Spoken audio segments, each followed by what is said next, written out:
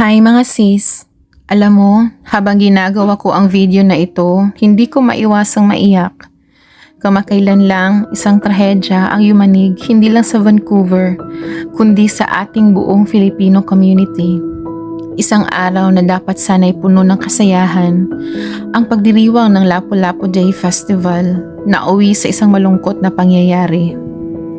Isang lalaki ang sumagasa gamit ang sasakyan niya sa mga taong nagsasaya at sa isang iglap, maraming buhay ang nawala, maraming buhay ang nagbago. Siyam ang nasawi according sa pulis. Mahigit 20 ang nasugatan. At sa bawat pamilyang naiwan, isang napakalaking puwang ang iniwan ng trahedyang iyon. My heart is really broken. Hindi natin maitatanggi bilang mga Pilipino gaano natin pinapahalagahan ang mga ganitong okasyon na nagkakasama tayo. Ito yung mga araw sana na nagbubuklod sa atin, nagpaparamdam ng ating kultura at pagmamalasakit sa isa't isa. Kaya naman, ang sakit ay hindi lang sakit ng mga pamilya ng nabiktima. Ramdam din natin, ramdam ng buong Filipino community, ramdam ng buong lahi. At habang sinusubukan nating intindihin ang mga pangyayaring ganito, hindi natin maiwasang itanong, paano ba ito nangyari? At higit pa doon, ano ang pwede nating matutunan mula dito bilang mga magulang, bilang mga ina? Habang pinapakinggan ko ang mga balita tungkol sa insidenteng ito, isang bagay ang paulit-ulit na nababanggit. Mental health.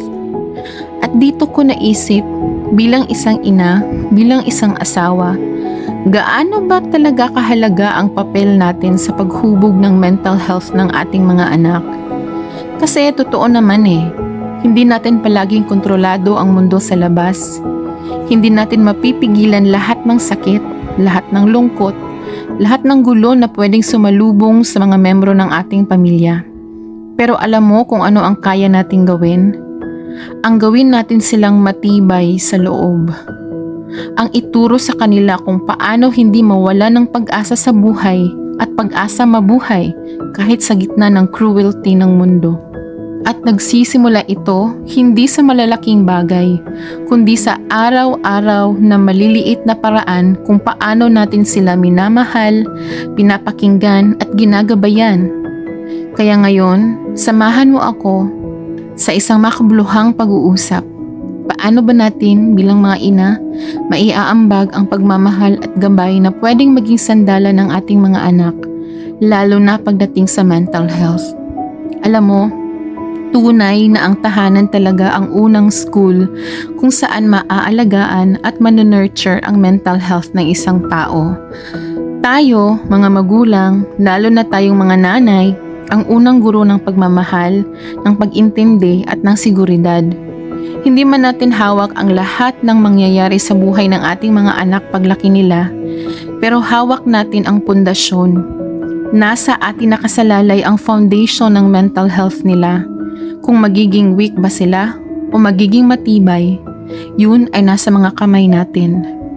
Simpleng mga bagay lang, yung pakikinig sa kanila ng hindi hinuhusgahan, yung pagtanggap sa emosyon nila, maging masaya man o malungkot, yung pagiging ligtas na kanlungan nila kapag sila'y nasasaktan.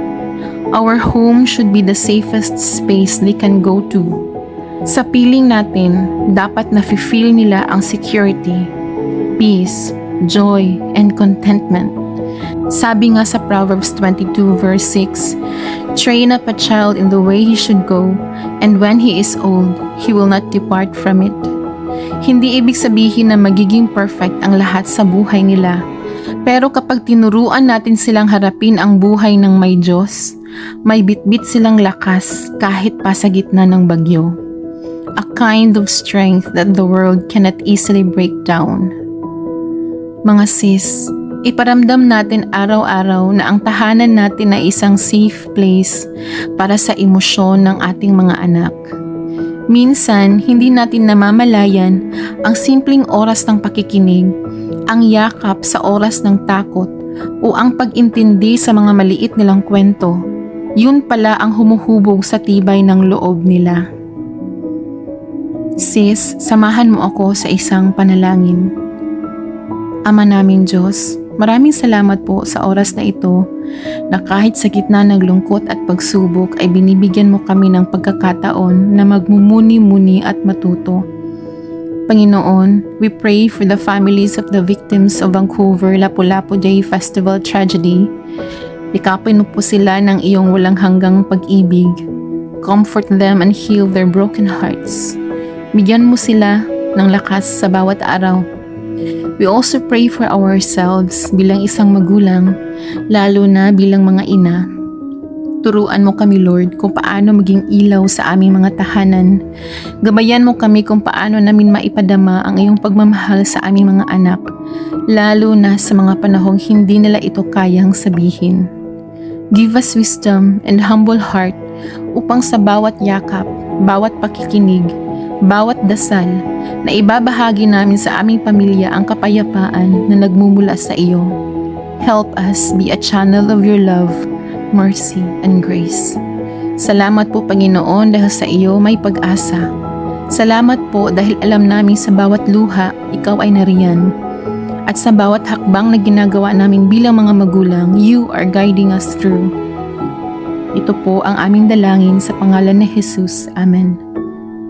Kung may natutunan ka today, sis, you might want to share your thoughts sa comment section. Always remember, healing starts at home, and love always makes a difference. This is Wife Diaries.